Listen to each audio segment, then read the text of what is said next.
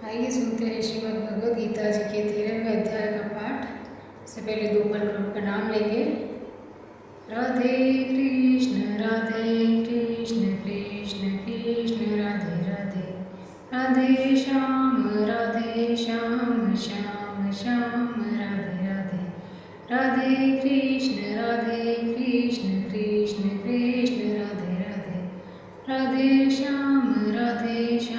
श्याम श्याम राधे राधे, राधे कृष्ण कृष्ण कृष्ण राधे राधे, राधे श्याम श्याम राधे राधे, राधे कृष्ण कृष्ण कृष्ण राधे राधे, राधे श्याम श्याम राधे राधे, राधे कृष्ण कृष्ण कृष्ण राधे राधे। जय श्री गणेश। श्री परमात्मा ने नमः। 13वां अध्याय। उसके उपरांत श्री कृष्ण भगवान फिर बोले, हे अर्जुन, यह शरीर क्षेत्र है इसे कहा जाता है, और इसको जो जानता है उसका क्षेत्रज्ञ, ऐसा उनके तत्व को जानने वाला ज्ञानी जन कहते हैं। और हे अर्जुन, तू सब क्षेत्रों में क्षेत्रज्ञ अर्थात जीवात्मा भी मेरे को ही जान, और क्षेत्रज्ञ का अर्थात विकास रहित प्रकृति का और पुरुष का जो तत्व से जानना है वह ज्ञान है, ऐसा मेरा मत है। इसलिए वह क्षेत्र जो है, जो और जैसा है तथा जिन विकारों वाला है और जिस कारण से जो हुआ है, तथा वह क्षेत्रज्ञ भी जो है और जिस प्रभाव वाला है, वह सब संक्षेप में मेरे से सुन। यह क्षेत्र और क्षेत्रज्ञ का तत्व ऋषियों द्वारा बहुत प्रकार से कहा गया है, अर्थात समझाया गया है, और नाना प्रकार के वेद मंत्रों से विभाग पूर्वक कहा गया है, तथा अच्छी प्रकार निश्चय किए हुए युक्ति युक्त ब्रह्मसूत्र के पदों द्वारा भी वैसे ही कहा गया है। हे अर्जुन, वही मैं तेरे लिए कहता हूँ कि 5 महाभूत अर्थात आकाश, वायु, अग्नि, जल और पृथ्वी का सूक्ष्म भाव अहंकार, बुद्धि और मूल प्रकृति अर्थात त्रिगुणमयी माया भी, तथा 10 इंद्रियां अर्थात श्रोत्र, त्वचा, नेत्र, रसना, घ्राण एवं वाक्, हस्त, पाद, उपस्थ तथा बुधा, एक मन और 5 इंद्रियों के विषय अर्थात शब्द, स्पर्श, रूप, रस और गंध तथा इच्छा, द्वेष, सुख, दुख और स्थूल देह का पिंड एवं चेतनता और प्रति, इस प्रकार यह क्षेत्र विकारों के सहित संक्षेप से कहा गया है। हे अर्जुन, क्षेत्रता के अभिमान का अभाव, दंभाचरण का अभाव, प्राणी मात्र को किसी प्रकार भी न सताता और न क्षमा भाव तथा मन वाणी की सरलता, श्रद्धा भक्ति सहित गुरु की सेवा, बाहर भीतर की शुद्धि, अंतःकरण की स्थिरता, मन और इंद्रियों सहित शरीर का निग्रह, इस लोक और परलोक के संपूर्ण भोगों में आसक्ति का अभाव और अहंकार का भी अभाव एवं जन्म, मृत्यु, जरा और रोग आदि में दुख दोषों का बारंबार विचार करना, पुत्र, पुत्री, स्त्री, घर और धनादि में आसक्ति का अभाव और ममता का न होना तथा प्रिय अप्रिय की प्राप्ति में सदा ही चित्त का सम रहना अर्थात मन के अनुकूल तथा प्रतिकूल में के प्राप्त होने पर हर्ष, शोकादि विकारों का न होना, मुझ परमेश्वर में एक ही भाव से स्थिति रूप ध्यान योग के द्वारा अव्यभिचारिणी भक्ति तथा एकांत और शुद्ध देश में रहने का स्वभाव और विषयासक्त मनुष्यों के समुदाय में प्रेम का न होना तथा अध्यात्म ज्ञान में नित्य स्थिति और तत्व ज्ञान के अर्थ रूप परमात्मा को सर्वत्र देखना, यह सब तो ज्ञान है, और जो इससे विपरीत है वह अज्ञान है, ऐसा कहा है। हे अर्जुन, जो जानने के योग्य है तथा जिसको जानकर मनुष्य परमानंद को प्राप्त होता है, उसको अच्छी प्रकार कहूँगा। वह आदि रहित परम ब्रह्म अकथनीय होने से न सत कहा जाता है और न असत ही कहा जाता है, परंतु वह सब ओर से हाथ पैर वाला एवं सब ओर से नेत्र सिर और मुख वाला तथा सब ओर से श्रोत्र वाला, क्योंकि वह संसार में सबको व्याप्त करके स्थित है और संपूर्ण इंद्रियों के विषयों को जानने वाला है, परंतु वास्तव में सब इंद्रियों से रहित है तथा आसक्ति रहित और गुणों से अतीत हुआ भी अपनी योग माया से सबको धारण पोषण करने वाला और गुणों को भोगने वाला है, तथा वह परमात्मा चराचर सब भूतों के बाहर भीतर परिपूर्ण है और चर अचर रूप भी वही है और वह सूक्ष्म होने से अविज्ञेय है तथा अति समीप में और दूर में भी स्थित वही है और वह विभाग रहित एक रूप से आकाश के सदृश परिपूर्ण हुआ भी चराचर संपूर्ण भूतों में पृथक पृथक के सदृश स्थित प्रतीत होता है, तथा वह जानने योग्य परमात्मा विष्णु रूप से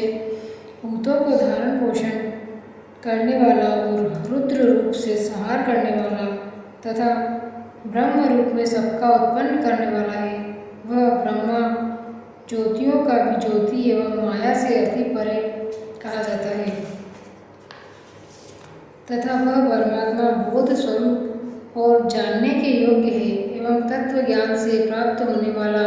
और सबके हृदय में स्थित है। हे अर्जुन, इस प्रकार क्षेत्र तथा ज्ञान और जानने योग्य परमात्मा का स्वरूप संक्षेप से कहा गया है। इसको तत्व से जानकर मेरा भक्त मेरे स्वरूप को प्राप्त होता है। हे अर्जुन, प्रकृति अर्थात त्रिगुणमय मेरी माया और जीवात्मा अर्थात क्षेत्रज्ञ, इन दोनों को ही तू आदि अनादि जान और राग द्वेष आदि विकारों को तथा त्रिगुणात्मक संपूर्ण पदार्थों को भी प्रकृति से ही उत्पन्न हुए जान, क्योंकि कार्य और करण के उत्पन्न करने में हेतु प्रकृति कही जाती है और जीवात्मा सुख दुखों के भोक्तापन में अर्थात भोगने हेतु कहा जाता है। परंतु प्रकृति में स्थित हुआ ही पुरुष प्रकृति से उत्पन्न हुए त्रिगुणात्मक सब पदार्थों को भोगता है और इन गुणों का संग ही इस जीवात्मा की अच्छी बुरी योनियों में जन्म लेने की कारण है। वास्तव में तो यह पुरुष इस देह में स्थित हुआ भी पर अर्थात त्रिगुणमय माया से सर्वथा अतीत है, केवल साक्षी होने से दृष्टा और यथार्थ संपत्ति देने वाला होने से अनुमंता एवं सबको धारण करने वाला होने से भर्ता, जीव रूप से भोक्ता, ब्रह्मादिकों का भी स्वामी होने से महेश्वर और शुद्ध सच्चिदानंद घन होने से परमात्मा ऐसा कहा गया है। इस प्रकार पुरुष को और गुणों के सहित प्रकृति को जो मनुष्य तत्व से जानता है वह सब प्रकार से वर्तता हुआ भी फिर नहीं जन्मता है, अर्थात पुनर्जन्म को नहीं प्राप्त होता है। हे अर्जुन, उस परम पुरुष परमात्मा को कितने ही मनुष्य तो शुद्ध और सूक्ष्म हुई बुद्धि से ध्यान के द्वारा हृदय में देखते हैं तथा अन्य कितने ही ज्ञान योग के द्वारा देखते हो और अपर कितने ही निष्काम कर्म योग के द्वारा देखते हैं, परंतु इनसे दूसरे अर्थात जो मंद बुद्धि वाले पुरुष हैं वे स्वयं इस प्रकार न जानते हुए दूसरों से अर्थात तत्व के जानने वाले पुरुषों से सुनकर ही उपासना करते हैं, अर्थात उन पुरुषों के कहने के अनुसार ही श्रद्धा सहित तत्पर वे साधन करते हैं और वे सुनने के कारण परायण हुए पुरुष भी मृत्यु रूप संसार सागर को निस्संदेह तर जाते हैं। हे अर्जुन, यावन मात्र जो कुछ भी स्थावर जड़ वस्तु उत्पन्न होती है उस संपूर्ण भूत क्षेत्र और क्षेत्रज्ञ के संयोग से ही उत्पन्न हुई जान, अर्थात प्रकृति और पुरुष के परस्पर के संबंध से ही संपूर्ण जगत की स्थिति है। वास्तव में तो संपूर्ण जगत नाशवान और क्षणभंगुर होने से अनित्य है। इस प्रकार जानकर जो पुरुष नष्ट होते हुए सब चराचर भूतों में नाश रहित परमेश्वर को समभाव से स्थित हुआ देखता है वही देखता है, क्योंकि वह पुरुष सब में समभाव से स्थित हुए परमेश्वर को समान देखता हुआ अपने द्वारा आपको नष्ट नहीं करता, अर्थात शरीर का नाश होने से अपने आत्मा का नाश नहीं मानता। इससे वह परम गति को प्राप्त होता है। और जो पुरुष संपूर्ण कर्मों को सब प्रकार से प्रकृति से ही किए हुए देखता है, अर्थात इस बात को तत्व से समझ लेता है कि प्रकृति से उत्पन्न हुए संपूर्ण गुण ही गुणों में वर्तते हैं, अर्थात आत्मा को अकर्ता देखता है, वही देखता है। और यह पुरुष जिस काल में भूतों के न्यारे न्यारे भाव को एक परमात्मा के संकल्प के आधार स्थित देखता है तथा उस परमात्मा के संकल्प से ही संपूर्ण भूतों का विस्तार देखता है, उस काल में सच्चिदानंद घन ब्रह्म को प्राप्त होता है। हे अर्जुन, अनादि होने से और गुणातीत होने से यह अविनाशी परमात्मा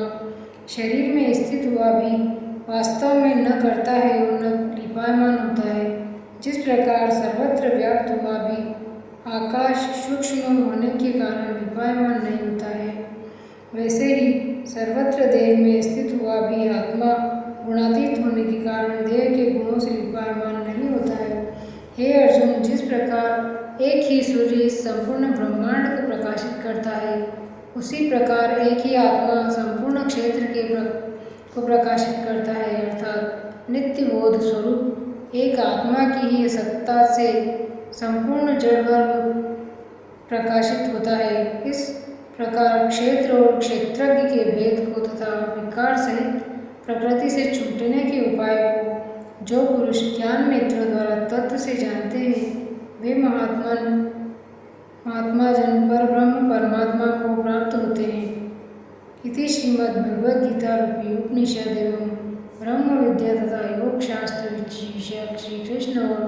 अर्जुन के संवाद में क्षेत्र क्षेत्रज्ञ विभाग योग नामक 13वां अध्याय। जय श्री कृष्ण। जय श्री